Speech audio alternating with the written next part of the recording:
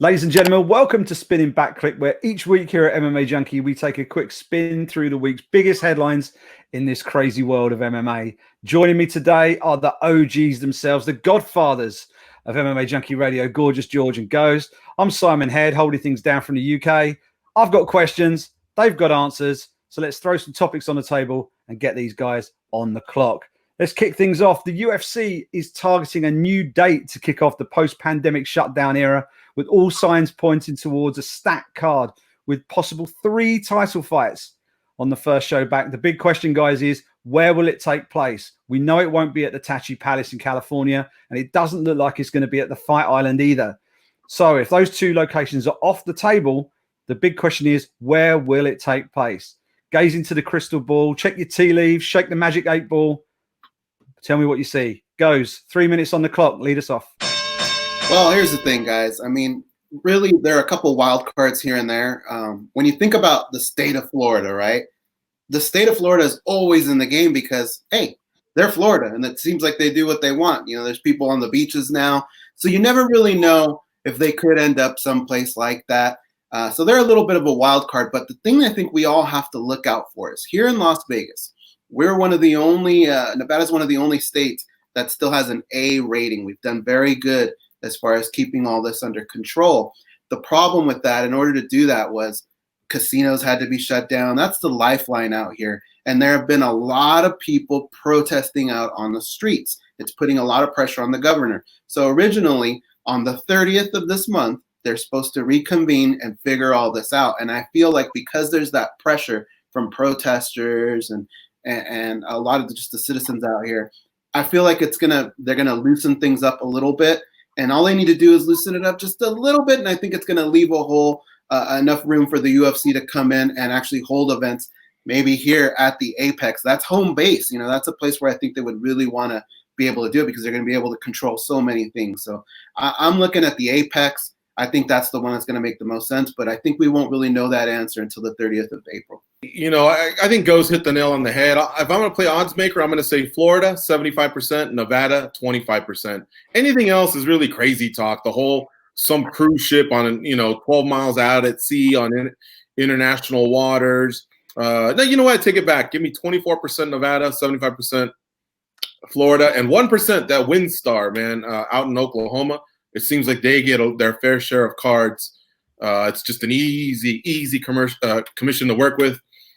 So I guess I'll give them a shot. Now, that is Bellator territory, and you've seen Bellator's had trouble getting into Nevada. I don't know that they've ever tried.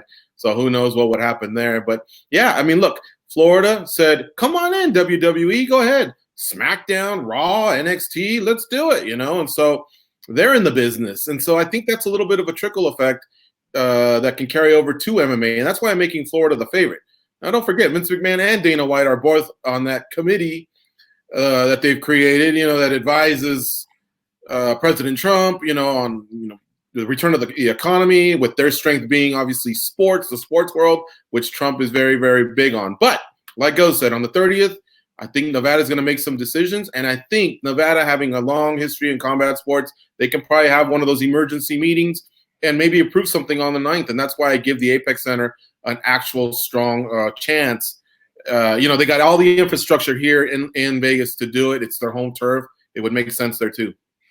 Yeah, I think Florida might be my slight favorite, but then I think after that, I think the Apex is going to be where it all happens eventually.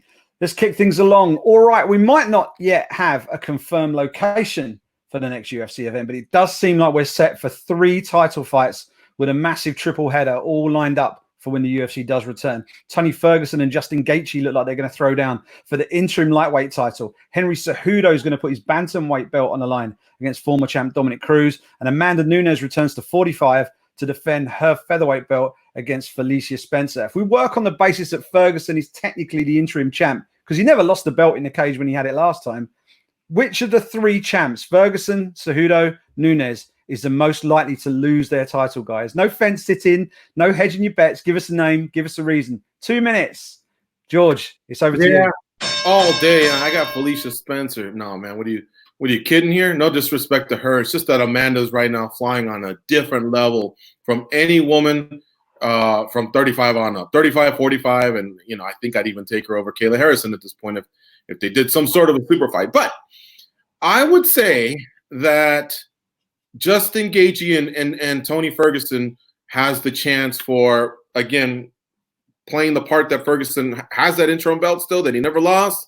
I think, man, the 55 division, like 1A, 1B, 1C, this is going to be a photo finish. Any of those, if it was like if it was a Royal Rumble or whatever it's called, a battle royal with the top 8, and you throw in Oliveira and Conor and Khabib, I mean, seriously, it's a photo finish, man. That's such a competitive division.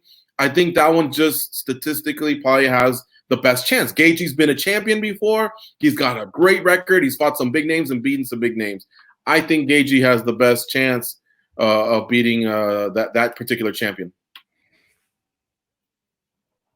Well, guys, on this one, you know, this was a tough one. It's a 2-horse race, in my opinion. It's so hard to pick against a guy like Henry Cejudo, who makes very few mistakes and still seems to be improving his game. However, you got a guy like Dominic Cruz. You know, he's a tricky out. People who have fought him before says it takes a while to even figure out what it is he's trying to do. But he's been out for a while. And we've seen in the past, although that applies to a lot of fighters, for some reason it didn't seem to apply to Dominic Cruz, because he came off a 3-year layoff and had a great performance one. So it's very awkward. It's a very tough fight for Henry Cejudo, but I think Henry Cejudo has that one. So I'm going to agree with George here. I'm going to go with Justin Gaethje. He's my pick. If you look at Tony Ferguson, you see some of the fights he's had. He'll take a few. You know, the guy's very, very aggressive.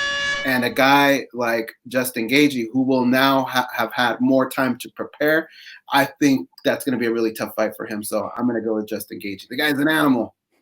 Yeah, that's going to be a barn burner, no doubt about it. You know, it's both guys love to get in there and trade shots. They don't mind taking them. It's going to be a big one. Now, this might be a first for Spinning Back Clique. I've not been on this show before, but I don't know. Have we ever had breaking news while we've been on? Because literally just as we were coming on, news has broken. The PFL's 2020 season has now been scrapped. The tournament is now off, and we now have no PFL season, which is a crushing disappointment for people who have been preparing for the whole thing. They lay out all their events in advance. So that entire calendar is now in the trash can. The big question now is, A, did they make the right decision? And B, what does the rest of 2020 look like for the PFL? What would you guys do with the rest of this year? Goze, all yours. 2 minutes on the clock, my man. This is very tough because it really depends on how you look at it. Like, it's hard to come down on the PFL because really they're making a decision that's in the best interest, not just of fighters, but their families, camps, just all of us in general. You know, it's very commendable that they're willing to do something like that. If you were to sit me down in that war room and I try and figure out how we can salvage this, because this means that a lot of fighters aren't going to make money in 2020, I would say maybe let's try and take a look at just forgetting the season format and maybe trying to put together 2 or 3 cards where we can feature some of these fighters and get them paychecks. Because, you know, there's a few from last year that are probably okay with something like this because they cashed $1 million, but not everybody did, right? So I would have tried to maybe save the season or just save the year a little bit and put together some of those cards. But I can't fault them for what they did. I commend them. Yeah, you know, boy, I tried to take some quick notes here as you broke the news, Simon, things that just came to my head. I know that if you look at the past 2 years, they've done so much in Long Island. They've done a lot in New York itself, in New Jersey, 2 of the states that have been ravaged the most by COVID-19. So I'm sure that might have come into play. Their finals are on New Year's Eve in the Big Apple as well. And when they have straight outside of that, they came to, I think, California once. They were at the Mandalay Bay. I think there's just too many question marks with the partners, you know, of these host cities. So like Goze said, I don't know, do you go against the premise of a regular season and then a playoff and then just maybe do like maybe ultimates of the past 2 seasons, like just the champions square off? Well, they're millionaires. Do they need the money? How about others that do qualifiers into 2021? How about 2 seasons in 2021? And now we do a couple qualifiers just to start things off in February as opposed to May so they can make up ground. I don't know. It's a lot, man. ESPN, they're going to have a lot of time that they're going to have to budget for the UFC. So it could be that that's what phased out the PFL. I'm sorry, man. I don't know. They probably made the best decision looking back.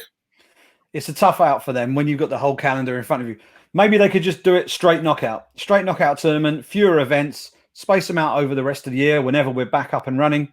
Maybe you can still award your $1 million checks at the end of it, but tough call for them. Now, up next, guys, according to a report by MMA Junkie's own Nolan King, UFC President Dana White held a call with UFC fighters on Friday.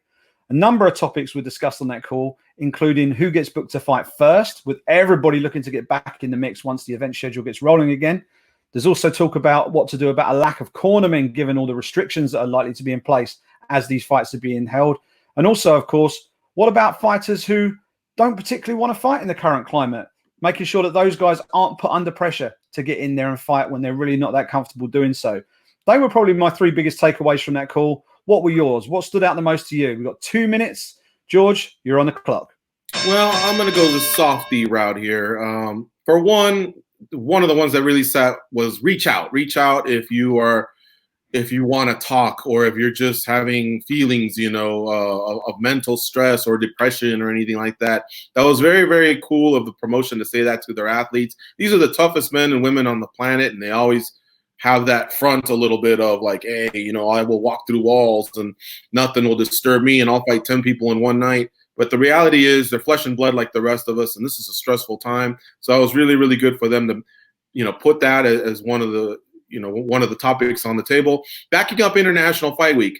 Why is that a big deal? Because now they're starting to forecast and see that this is a serious thing. We can't just talk about in 2 weeks we're going to force a card down your throat, or in 4 weeks. No, you know what? One of the biggest weeks of the year that includes the Hall of Fame and some big fights.